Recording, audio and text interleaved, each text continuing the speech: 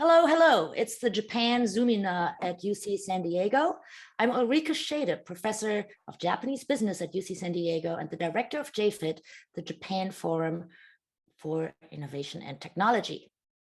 We are at GPS, the School of Global Policy and Strategy at UC San Diego, which is an international relations and public policy school. One of our degree offerings is a Master's of International Affairs with a Japan specialization. If you're interested in our offerings, please visit gps.ucsd.edu. And at JFIT, which is our Japan Center, we try to connect California with Japan. And we do that through a variety of activities. If you'd like to learn more about what we do, please visit jfit.ucsd.edu.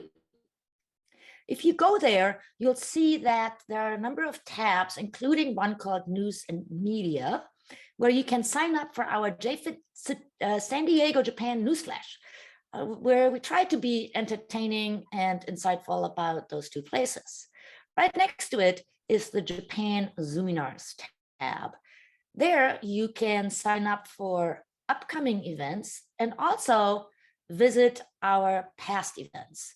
If you go there, you'll find the JZ Gallery. JZ stands for Japan Zoominar, of course, which is divided into business and economy, politics, society, and everything else, including arts, culture, history, and many more.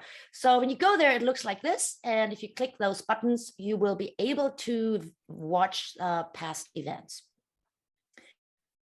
Coming up today, of course, is a conversation with Dr. Yuko Harayama, and I'll introduce her in just a moment. And please note that after today, we'll take a winter break as a busy quarter here at UC San Diego winds up to its end. So please look forward for our various announcements for our schedule in 2022.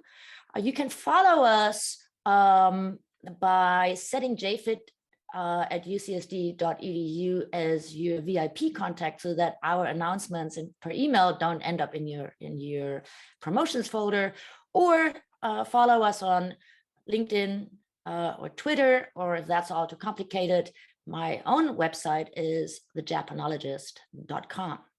And please note that our Zoominars are recorded. And that means that if you ask a question, which you are invited to do by typing it into the Q&A later, I will refer to you only by your first name to protect your privacy. So let me stop my PowerPoints here. And there she is. Dr. Yuko Harayama is joining me today from Tokyo. Ohayou gozaimasu, Harayama sensei. Ohayou gozaimasu. So let me introduce you first, and then I look forward to a conversation. So Dr. Yuko Harayama earned a PhD in education sciences and economics both from the University of Geneva in Switzerland. After that, and after spending 20 years in Switzerland, she spent 7 years at the OECD in Paris as a deputy director of the Directorate for Science, Technology, and Innovation at the OECD. She was subsequently a professor at the Graduate School of Engineering at Tohoku University, and then became an executive member of the Japanese Council for Science, Technology, and Innovation at the Cabinet Office. That is to say, she worked with Japanese politicians. And currently, she is an executive director charged with international affairs, and as we'll see and hear shortly, also the promotion of women in the STEM fields at RIKEN. RIKEN is the premier Japanese research institute. It's a little bit similar in organizational structure to the Max Planck Institutes in Germany. And it is the place where Japanese science, technology, and the STEM field are pushed forward in terms of basic science, and also working with industry and education. Harayama sensei also spent a year in Sweden and a year at Stanford University for her research.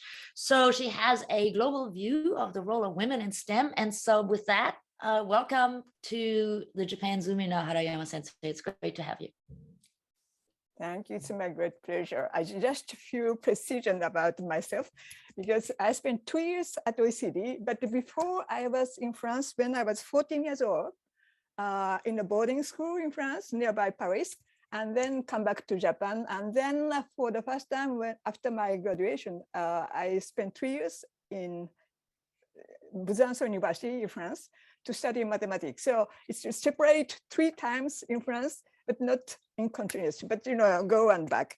And also, I'm not politician because I was working with the governments, but I was not elected by people, but elected by the prime minister to get my position really advising related to scientific and innovation policy. So that's it. But today we'll be talking about women issues. So I'm happy to have conversation with you.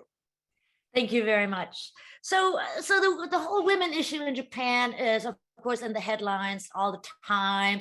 There is a perceived need to involve women more in leadership positions, and a very obvious lack of women in such positions in Japan. And so one of the questions we want to find out today is why. And then, of course, there's this whole issue about womenomics and the discussion of the women issue in Japan as women have to help with economic growth, which for me has always been just one leg of the whole thing, because, of course, women having professional careers is also about the self-identification and the self-identity of women, and the fulfillment and growth and personal decision on the side of women, rather than just being a cog in some machine and contributing to growth. So lots of topics to discuss. So let me start with a sort of a first question. So what do you think are the root causes for why there are so few women in politics? It's always funny when I see a committee deciding on women's issue and 90% of the people around the table are men thinking about those policies. In business, there are very few, it's not zero at all by any measure, but still fairly few female CEOs or women in the C-suites. And in science, there are also very few women. Why is that? Can you give us on there? So many things has been said and explained. So I will give you my version, my interpretation of the reality. We are at the society level and on the political scenes very conscious about current situation, positioning of women in society, and in particular in some fields like politics or businesses, and including research fields. So it's a hot issues, but as we observe, I was engaged in this way more than 10 years. And if I compare today's situation with 10 years ago, we are improving, but very, very low rate. And we need to accelerate. So the phenomenon is here. And we need to understand why it is the situation. So I'm still in a minority situation when I'm working at RIKEN and contributing to government committees and other discussions. It's more than 90%, 95%, almost 100%. And sometimes yesterday I had a meeting, I was only one woman in the meeting. So it's happened. And still it's kind of normality for the Japanese society. So even if you are conscious about the situations, to make it as operational or actionable, you have some kind of gap in between. And also, I think it's due to the Japanese society's habit to integrate norms or code of conduct, all these things that you are internalizing during your education from the beginning, to start with some kind of learning the way to behave, rather than questioning why you are doing as such, or just following existing code rather than questioning on the value of the code in today's situation. So that means we are reproducing, in some sense, the practice we had in my grandparents' generation, my parents' generation. Even what is good thing now is that we are more conscious about it. But still, this power of engaging you in the existing norm is still there. So that's difficult. And also, the way we are tackling these issues, that first of all, men's club, they said, we need to empower women. We need to teach them to take lead. So leadership courses is necessary for women, and so and so. So this way of tackling things is that we have to catch up to behave like them. So what we have to think about is really putting on a table and let's say how we can take lead in Japanese today's society. The way of taking leadership, it was kind of old-fashioned one, everybody by consensus. And you have difficulty to say, I'm against this positioning and explaining why, but you need to have very understanding mutually before the meeting to set up just, dragging the discussion. And this could be different. And instead, personally, instead of adapting and saying I will adjust to this new way, but my role will be proposing that we can do differently, and leadership will be different. So in the US, we discussed this as a sort of a catch-22 or double bind, if you wish, where in order to get ahead, women have to be powerful and take a position. But when they are powerful and take a position, people don't like their behavior because they see it as not appropriate with social norms, right? And so therefore they don't get ahead because they're violating the social norms of what is the right etiquette. So how does one, and Japan, of course, is pretty tight in the concept of Michelle's tight loose theory. Is it's very much in agreement of what is the right behavior in a particular situation. And so then there's a lot of awkwardness and when people don't do what most of the people in the room think is the right behavior at the time. So how can you break through, how can one change the sort of the expectations of how women behave in a particular setting? Not formulating, not adapting to the behavior coming from men's dominated structures, but we need to have candid dialogue. It's saying that we are not against you, but the way you are running company, you are running committees, you are running social instances, we may bring new way of running things. And it is not one is better than others, but we have to test different way. And probably we may gaining by exchanging, and then they are finding new way of taking leadership, something like that. It's to take time that we need to bring not on just saying that from the top down, Japanese prime minister say that we need to have more men because the shortage of labor forces, and we have to really bring them and keeping them even after the children and so on. So we are preparing the ground. It's good things, but it's just one piece of the full story that we have to work together in the way to find new way of organizing society. That's take time, and we need to do that on the practical level, at each level, at family, at school, and companies, and so on. So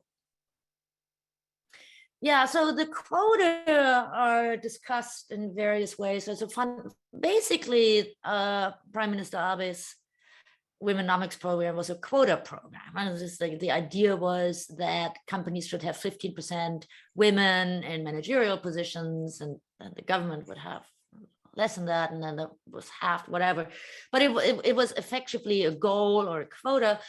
And one could argue that it's a good start, right? It's not enough, but it's a starting point. It will change the needle if suddenly 10% of people in managerial positions are female. It'll change the behavioral code, one hopes, right? Yeah. So are the quotas still there? I mean, is this something that is being discussed? Can you say a little bit more about that? Quota or KPI or numerical targets is really one way to drive changes. And it's really, we need to, at the big, from where you start, because of the, inertia in general, you need to have some driving forces at the beginning. So for that, we can use this kind of tool, quota, or just numerical target, let's say 40%, or even 30% is quite good, because in society, if you have 30%, minority become any more minority. You have the voices. So first target will be 30%, and then moving on. But it's not only it's not the goal by itself, and everybody knows, because if you have 30% in your group, you may have your voice without saying that I'm alone.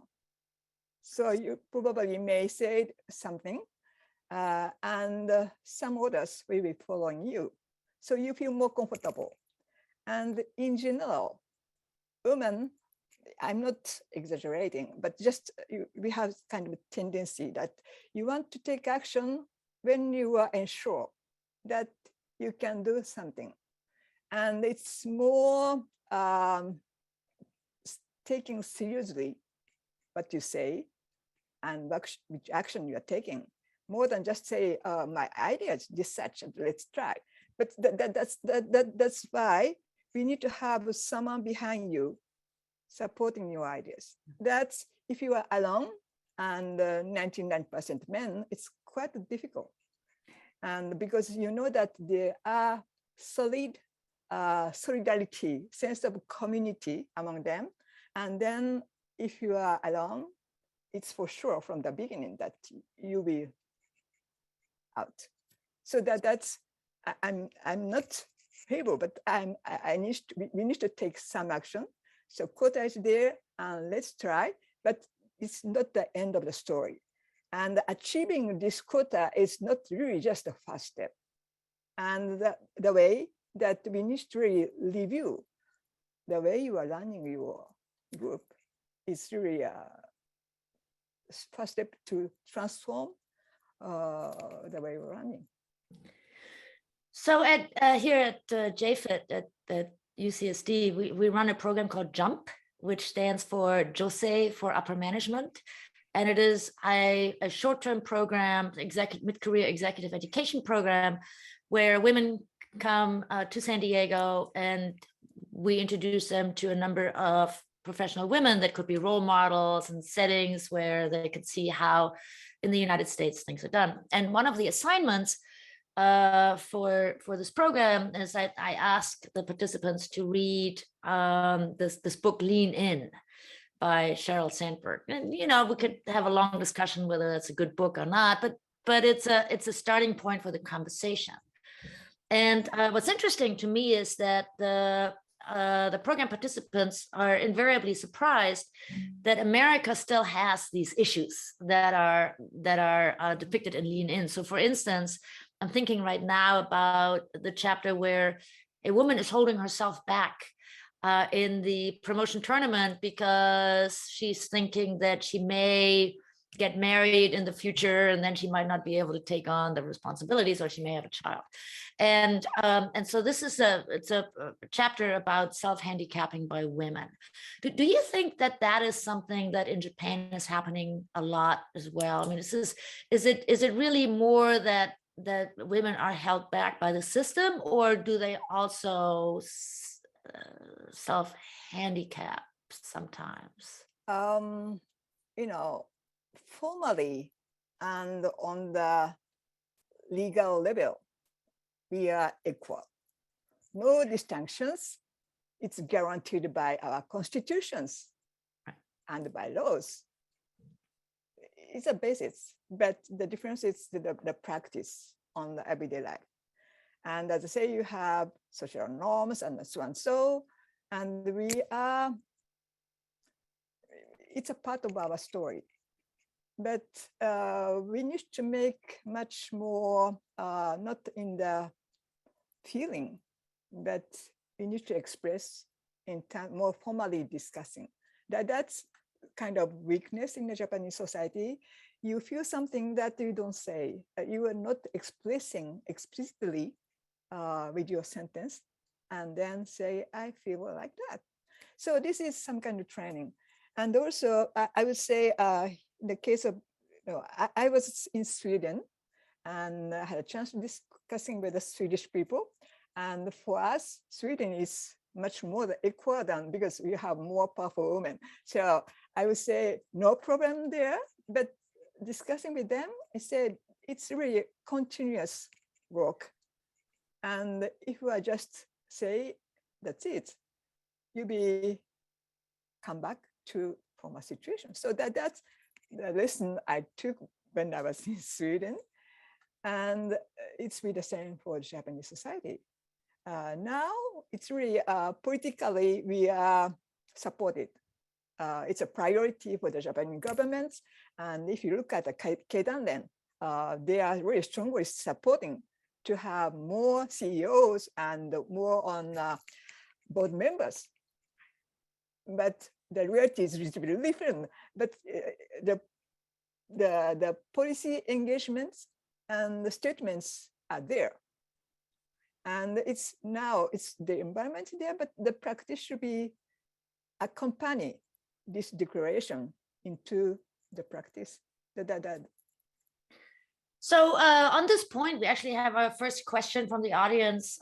So feel free to type your questions into the Q&A, and I'm happy to weave your questions into our conversation here. So Rick is wondering, and I'm not sure I fully agree with him, but let me read out what he's saying, and so we can see what we want to say in response.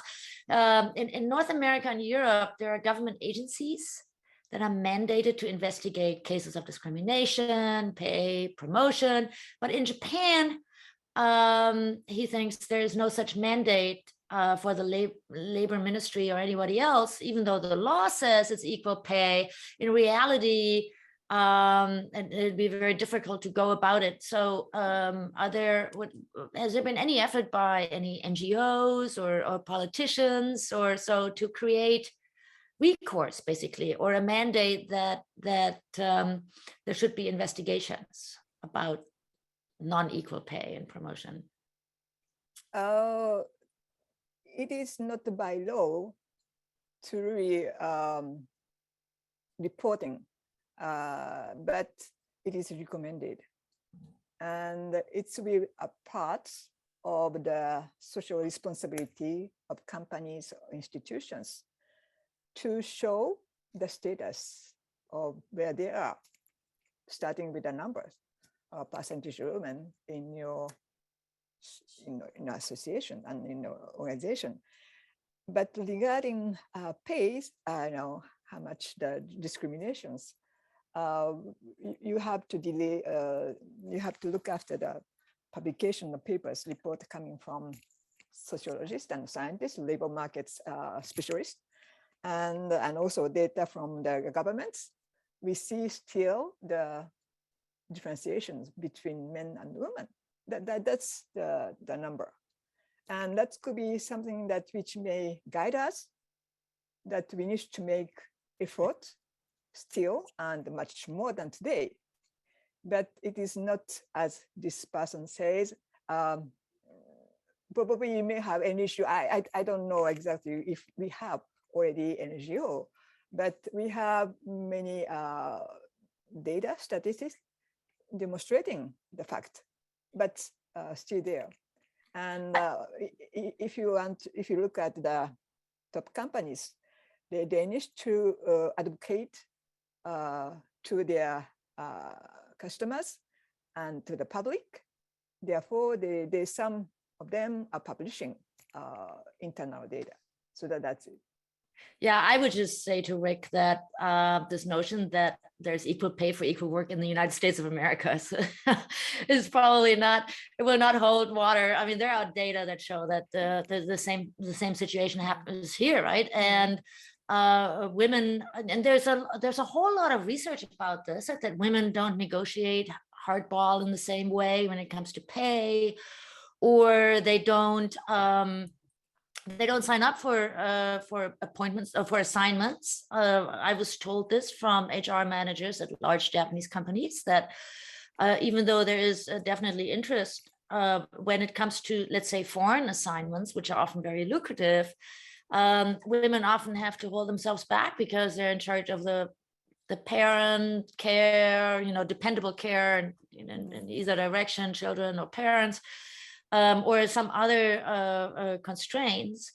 And in the United States, the same is true, right? So this is the whole thing about the lean in. And I would say in the Japanese context, it's equal men and women, because we do not have a habit to negotiate your salary, first of all. And also the job description is not clearly demonstrated. You are hired and you don't know exactly what you have to do. And you never know the basic salary for you. And do you have negotiation power? We don't know. Usually it's under the table. And also regarding once you are included, evaluation criteria, it is not so transparent, both for men and both for women. So I think actually at one level, lifetime employment and the seniority pay are good for women. Insofar as they're on the Sogo Shoku and the right track, then it's actually better than in some other countries. Yeah. But when it comes to the teates or whatever other payments there are, or promotions, and then and assignments, then it gets more complicated. And I think where it gets really complicated is when male bosses give the difficult assignment to men due to some subconscious bias, maybe. And men have an opportunity to show how good they are. And women get the easy assignments and don't have an opportunity to show what they can actually do, right? And I think that is one of those where it really gets very complicated, because how can you show that it's not equal work because women didn't get an opportunity to show how good they really are. So that is I think, and we have that in other countries as well, of course. There's nothing particularly Japanese about that. And I would say the manager, top level people, usually men, they are against discriminations. They want to treat the same men and women, but by the practice, they didn't have limited experience working and really link with women. That's why inconsistently, they are taking too much care or a little bit neglecting women because they didn't have experience by the past to treating them in a natural way without thinking. But that is good that they are conscious about this fact, but we need to teach them in some sense, or some kind of brainstorming to say that, you can do differently. This kind of preparation is needed at those who are in executive position. I'm not saying all, but some, I know. necessary. Yeah, there's also this very dicey issue of mentoring, I think, right? Because men know how to mentor men because they've been mentored by men. But this whole issue about how to mentor female colleagues and how to do that in the right way, and it can't happen at the izakaya, it has to happen at work, and how that is done it's a whole culture change, right? So at RIKEN, Harayama said, so you're also asked to have an eye on nurturing female STEM talent. Can you tell us a little bit about the activities that you're doing there and what measures you're taking to try to bring more women into science? So at RIKEN, we're just looking after the data, and at the level of administrative staff, women is more than 40%, and it's increasing. So I'm for sure that in the coming years, the reverse situation, we will have too many women, and that's be the case. There can never be too many women, but but the more than 50%, yeah. Almost for sure. So that is, but related to the researchers community, it's quite stable. We are improving a little bit, but quite stable at the level, let's say 15%. So we need to do more. And if you go to the PI level, so you are head of your team, it's much less, and about 8-9%. So it's not enough. Therefore, we have leadership program at RIKEN. And at the beginning, no, I took my position last year, and it has been initiated three years ago. And it was only reserved to women. But I say I didn't feel so good because leadership is leadership, not for women or women. So now it's open to men and women.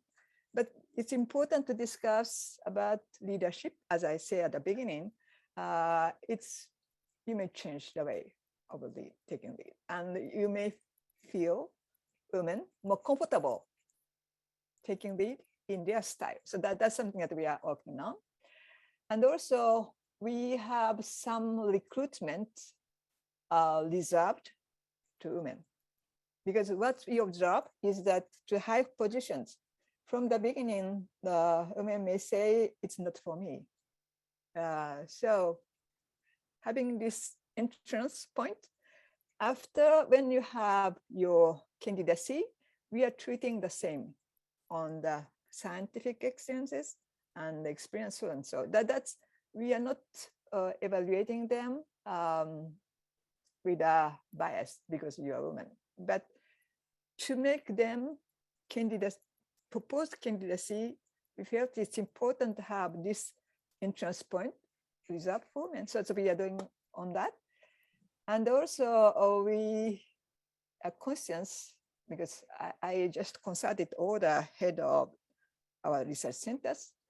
They are very keen, and some says in my field, for example, physics, we do not have some female students at the beginning.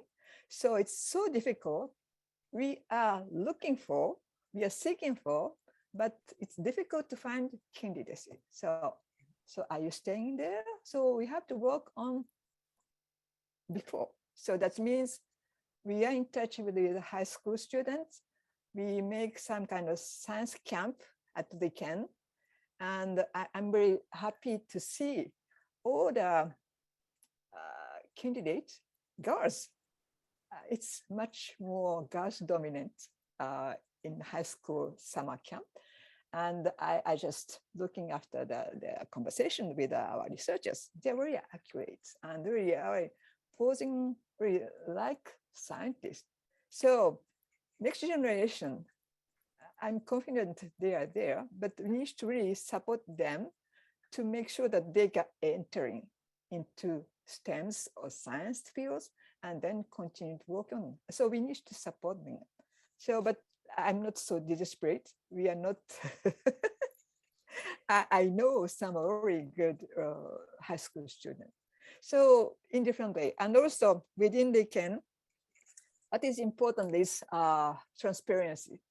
So I say we are selecting some metrics to check, to make some kind of competitions among centers where they are and how it's evolving, to make sure that it's transparent from outside.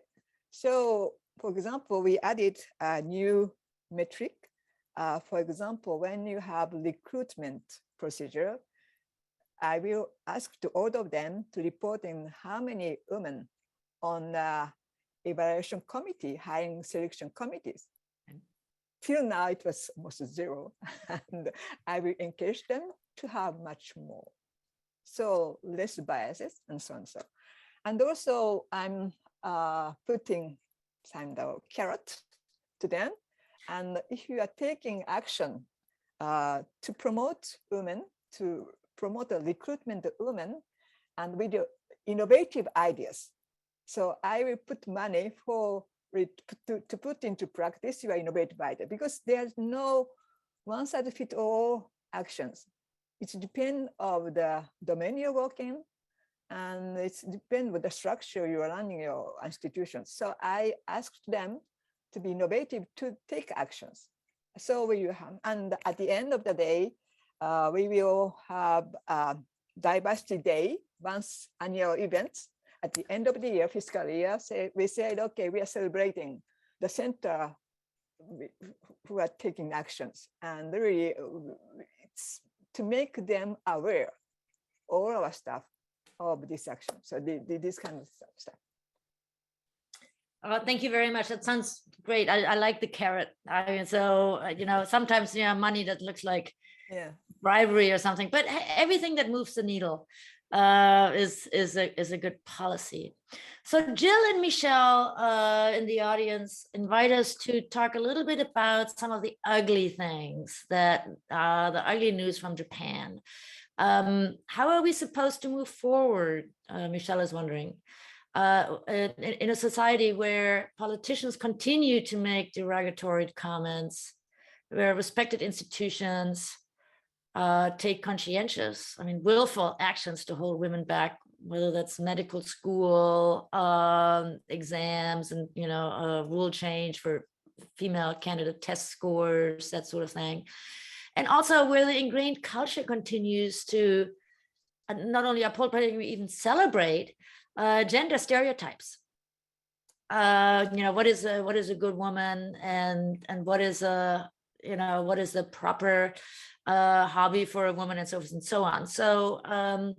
So she wonders how students in particular, there's also of course school principals that don't punish outrageous behavior and whatnot. So how can we as teachers, Michelle wonders, help when female students are nervous to go into the workforce and they hear these stories and they say, oh, I won't be successful anyway. So what can be done about those events? Any ideas on your part? Yeah, it's really by the past, it has been said in this way, and still it's continued to be the practice. And thankfully, now, if something happens like that, the mass media is talking about. And that's sometimes it's become debate on the society. So it's really important, not just it's a negative side of Japanese society, but to make sure that we be thinking about that, discussing about that, and really to try to find a way to go forward. That's, I would say, the positive side of negative events. And unfortunately, we see some of the cities of these negative events. That's a problem. And also, thanks to, I would say, stereotype is still there. It's not only specific to Japanese society. Stereotype, usually it's stay very long time, and there you need to have some external pressure or something to make change with the stereotype, because you feel so comfortable with your stereotype, because it's easy for you to say it's good, bad, because that's it. And if you have to wonder yourself, questioning your thinking, it really takes time, and it's really, you don't want to do that. One way will be to show that there are different way, different perception, rather than the Japanese purist way. And this will be opening the door to Japan to outside. So welcoming foreigner coming to Japan, or Japanese people going outside to see what differences. Your program JUMP, I think it's really wonderful, because Japanese women may not only go to the US to encounter American people, but coming from other parts. So see the differences. It's really first time that you take conscience, you become conscious of the differences. That the first step to questioning your values. That's first step. So we need to have this kind of exercise, not only fortunate women going to your course, but to have Japanese people to have this kind of opportunity. So we may, it's difficult, costly, and today with the COVID-19, almost impossible to send them out, and foreigner coming, because we are shut down now for foreigner. So we can do that online, why not? And taking advantage of different tools to really making Japanese society opening the door for differences. And then I don't think the politician may give to Japanese people the direction. It doesn't work with a top-down procedure. But we can provide opportunity to think about the differences, think about to really switch in your mind to questioning yourself. There's something that we can do that, and not to all the Japanese people, but we can organize something intentionally. And I'm if you are through time, you are elderly, it's quite difficult to change your mindset. But if you are younger, as I say, high school student, but before, they're quite open to really catching up different modes. So instead of complaining that Japanese elderly politicians, they are saying such things, and it is now on the table, and the mass media is there to really, not punishing, but just saying that. But what we need to do more is working with the young generation to make sure that in the future, we have much more open way of thinking. So clearly role models matter, right? In the media, I completely agree with you that the discourse has changed compared to 30 years ago. It's a different conversation. It's there, it's growing, it's going in the right direction. It's going very slowly, like everything in Japan is very slow, but it's deliberate and methodical, and it's happening.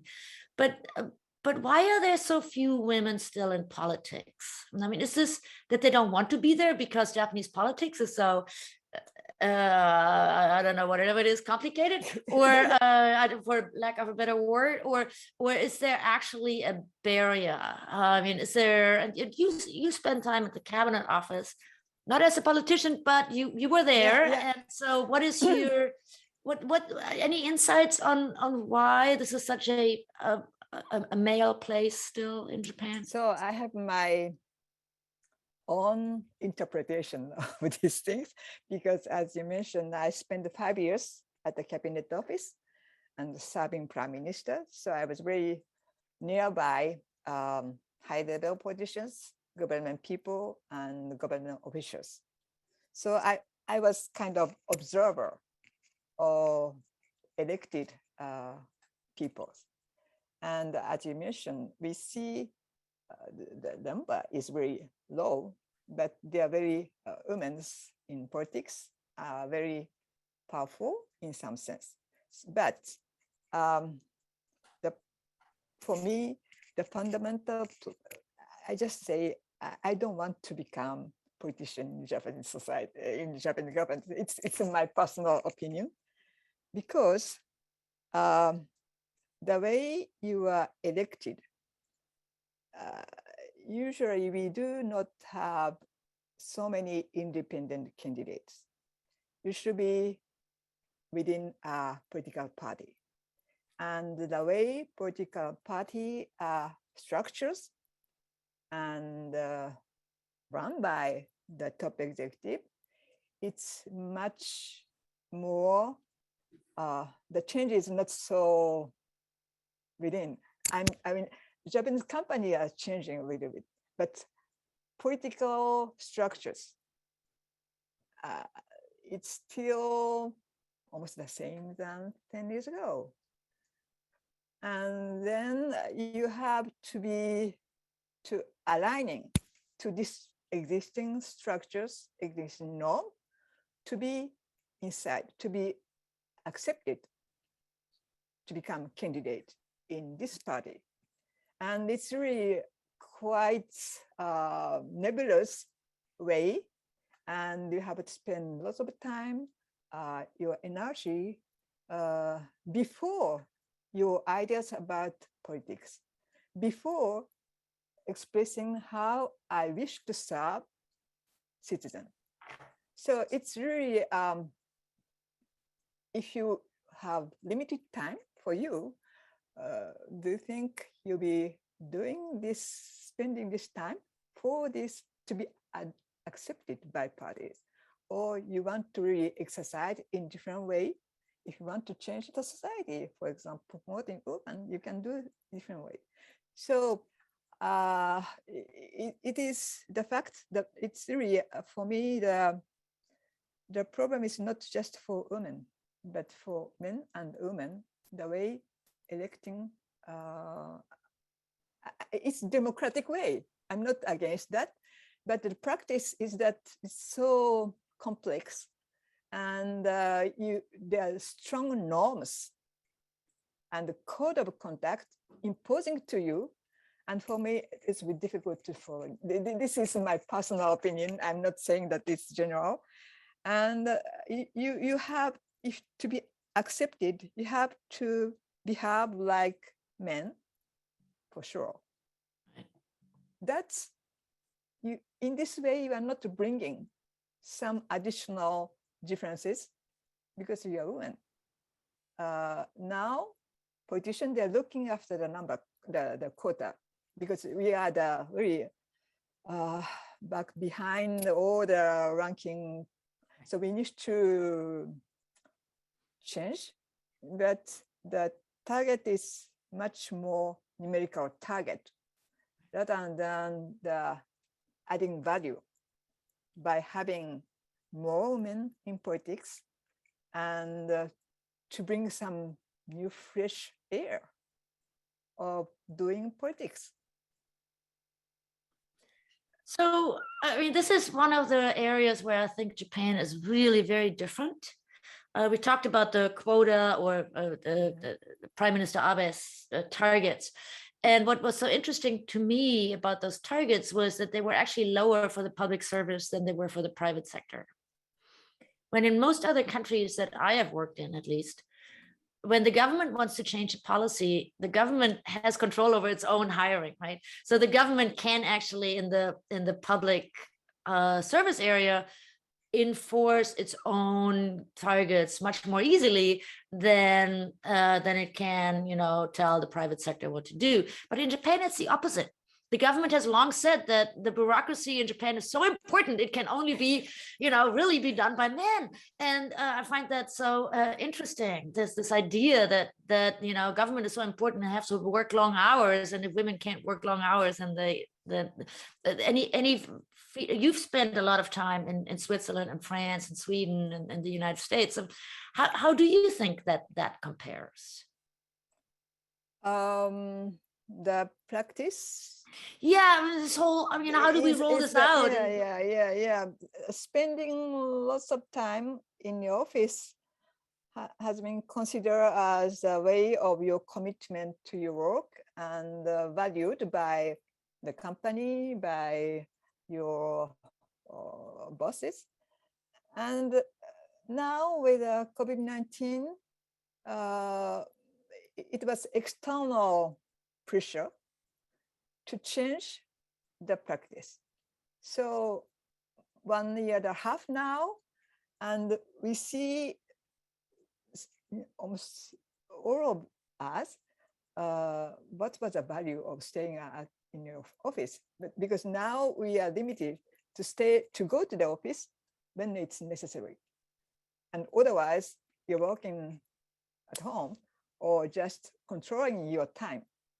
And we are not so losing our competitiveness, productivity, and in some cases it's almost impossible to work at home. You need to be in place, but not just going izakaya or others.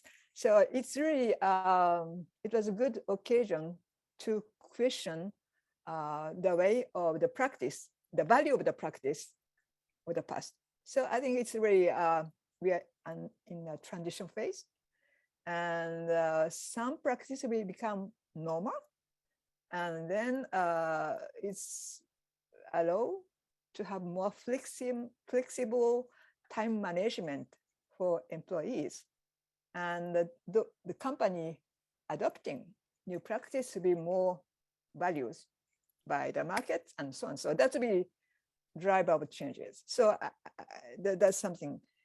And also regarding the public sectors, I'm quite close to the next Ministry of Education, Science, Technology, Sports, and so on.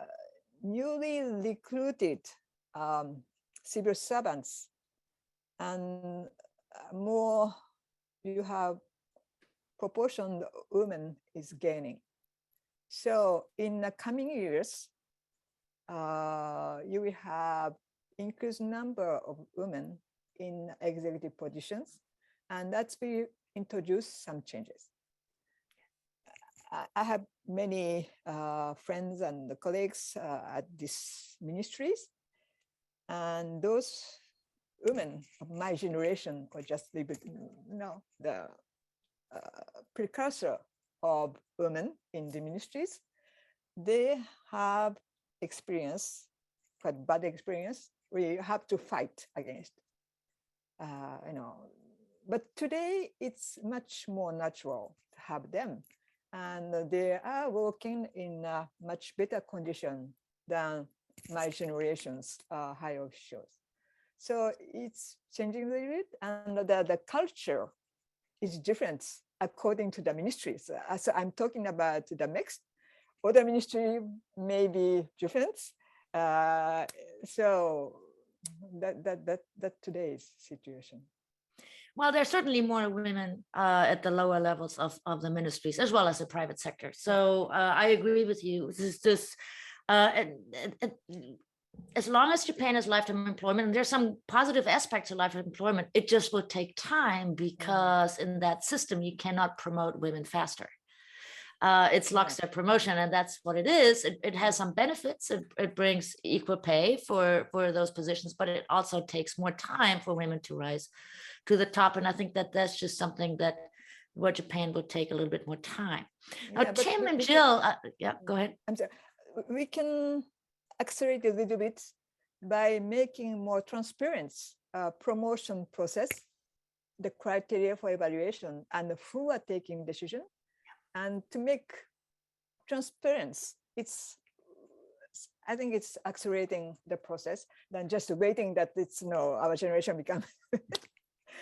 Yeah, then it would take a whole generation. But this has been in the works now for 20 years. So we're seeing the next generation coming up being more diverse. Now, Tim and Jill have a question about, and Tim in particular would like to know whether there are any programs to train the men, right? So we have to somehow, it's still that if the boss is male, the boss will have to make the evaluation.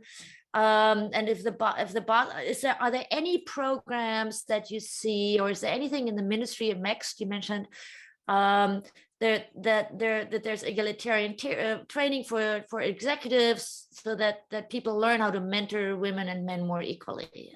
Do you see that happening? As I know, there's no program for men. That's really, this person is really tackling this missing piece. Right. I'm really proud that this has been mentioned, because it's my point of view that we need to, at the beginning, I told you, we have many leadership programs, anything, but for women, because we need to empower women. But the same is for men. And really, in particular, how to work with women in, really in an efficient way. You have to change your practices. So we need to mentor, because as I know, at least in RIKEN, all the executives are very conscious and they want to change, but they don't know how to change themselves. So we need to guide them, mentoring them, and then courses will be very welcome. And as first step, we are, I'm with my colleagues, so we are organizing a seminar within RIKEN, putting on the stage researchers, married with the researchers, both in RIKEN, and sharing their experience to us. It's very interesting. I'm just organizing now, and I hope two different views, but to adapting their situation according to its new way of digital labor between them, because both are researchers and work in the same institution, are very eager to discover how they are managing, and that we need to give some hint to men, and because otherwise it's difficult for you to really discover yourself. Right, I would agree with that. I think that most men would be perfectly happy to do things differently if they knew how to. Yeah, yeah. And so to have training programs like that is a really great idea. So so I have a question for you, as you find yourself as an executive director at RIKEN, which is of course a very high position. As you look back, what advice would you give young women that want to work in the sciences, or is there something that you wish you had known as a younger woman that you know now that would have helped you maybe traverse some of these issues more effectively in Japan? Yeah, personally, I didn't have any ideas about my professional career. It's happened something, so I was focusing on, then next something offers, and so on. So it's continuation of step by step, and then by the end I'm where I am, but I'm looking forward for the next challenges. So keep your challenge, and then do your best and be yourself. You don't need to change because someone else told you, but you should find your way of doing. And if you are curious about science, do that. That's great advice. And so time is almost up, but I always ask this last question with Professor that Professor Hugh Patrick from Columbia wants me to ask. And so I'm channeling Hugh as I'm asking you, thank you for all of your positive ideas today, but what are you most worried about as it comes to the women issue in Japan? What's your biggest concern? Biggest concern will be keeping business as usual.